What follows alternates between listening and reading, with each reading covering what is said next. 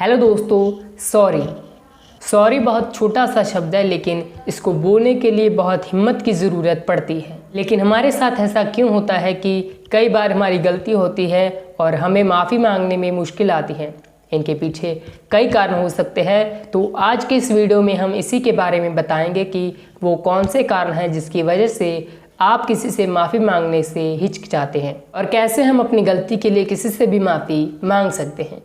Hello guys, welcome back to your channel. मेरा नाम है संदीप, आप देख रहे हैं अपना यूट्यूब चैनल। तो चलिए वीडियो शुरू करते हैं।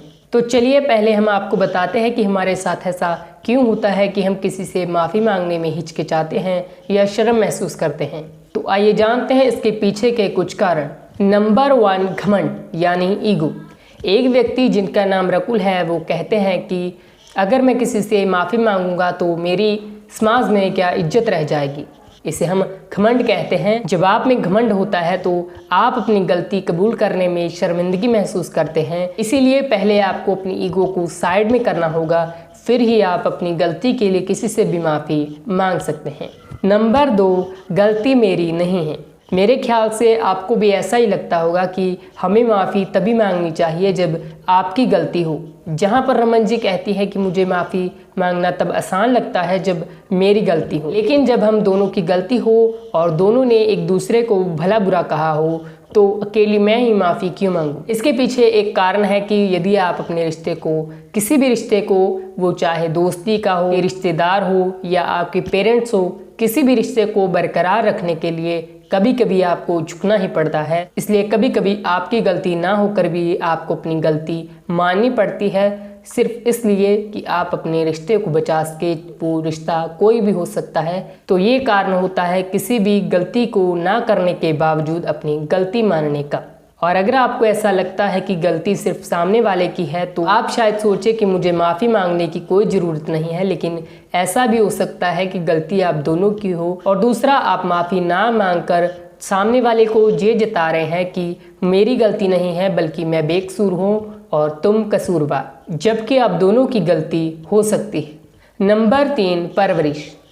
ऐसा भी हो सकता है कि आपकी परवरिश ऐसे वातावरण में हुई हो जहाँ कोई माफ़ी ना मांगता हो, इसीलिए आपने कभी गलती मानना सीखा ही ना हो। ऐसा भी हो सकता है कि बचपन में आपने कभी अपनी गलती के लिए माफ़ी ना मांगी हो और बड़े होने पर भी अपनी गलती के लिए माफ़ी ना मांगना आपकी आदत बन गई हो। ये भी एक बड़ा कारण हो सकता है कि आप अपनी गलती को देख ही ना पाए और दूसरे से माफ़ी मांगने के लिए शर्मिंदगी महसूस कर रहे हों। तो फिर आप कैसे दूसरों से अपनी गलती के लिए माफ़ी मांग सकते हैं।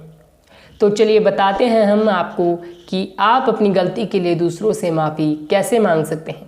नंबर 1, आप अपने साथी पर ध्यान दीजिए। ये सब करने से पहले आप ये सोचिए कि तब आपको कितना अच्छा महसूस हुआ था जब आपसे किसी ने अपनी गलती के लिए माफ़ी मांगी थी। तो क्यों ना आप भी अपने साथी से माफ़ी मांगकर उसे वह खुशी दे। भले ही आपकी कोई गलती ना हो, लेकिन फिर भी आप उनसे ये कह सकते हैं कि मुझे इस बात का दुख है या मुझे इस बात का अफसोस है कि मेरी वजह से तुम्हें चोट पहुंची, लेकिन मेरा कोई ऐसा इरादा बिल्कुल नहीं था। जब आप अपने साथी से ऐसा कहोगे तो बेशक वह आपसे नाराज़ नहीं रहेगा और पहले जैसा आपसे व्यवहार करने लगेगा। नंबर 2, बात संभालना।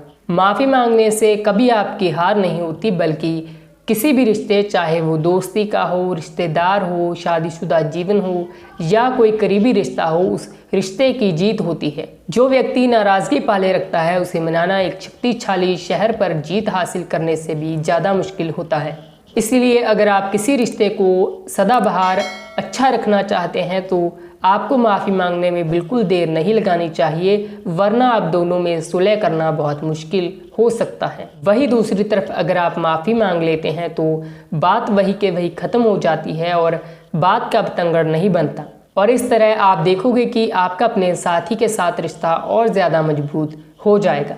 नंबर 3, जल्द से जल्द माफ़ी मांगे। ये सच है कि उस समय माफ़ी मांगना सबसे ज़्यादा मुश्किल हो जाता है जब गलती दोनों ने की हो। गलती चाहे सामने वाले से भी हुई हो, लेकिन इसका ये मतलब नहीं कि आपको अपने किए की माफ़ी मांगने की कोई ज़रूरत नहीं।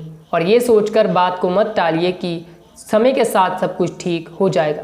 ये सोचने की बजाय आप अपने साथी से जल्द माफ़ी मांग ले, वरना आगे जाकर बात बिगड़ सकती है और इसके कारण आप दोनों में दूरियां भी पैदा हो सकती हैं।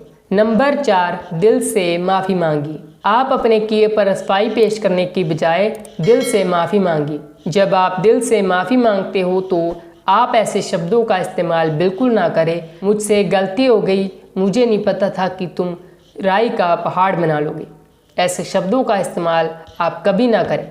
इसके बजाय आप अपनी गलती मानिए और उनसे कहिए कि मेरा मकसद तुम्हें दुख पहुंचाने का बिल्कुल नहीं था, मुझे दुख है कि तुम्हें मेरी वजह से दुख हुआ।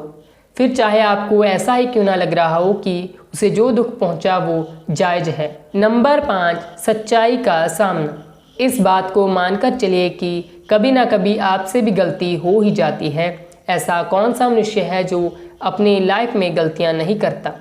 भले ही आपको लगे कि आपका कोई दोष नहीं है, लेकिन इस बात का भी ध्यान रखिए कि कई बातें ऐसी होती हैं जिन बातों का हमें नहीं पता होता, और इसीलिए हमें पूरी बात को पहले जान लेना चाहिए और फिर ही हमें कोई फैसला लेना चाहिए। So that's it for guys. अगर आपको वीडियो अच्छी लगी हो तो लाइक करें, शेयर करें, और वीडियो में कुछ अच्छा लगा हो तो नीचे कमेंट करें। चैनल पर नए हैं तो चैनल सब्सक्राइब करके नोटिफिकेशन बेल को ऑल पर सिलेक्ट करें ताकि हमारी लेटेस्ट वीडियोस की अपडेट्स आप तक सबसे पहले पहुंचे। तो चलिए हम मिलते हैं आपको नेक्स्ट वीडियो में। Thank you for watching.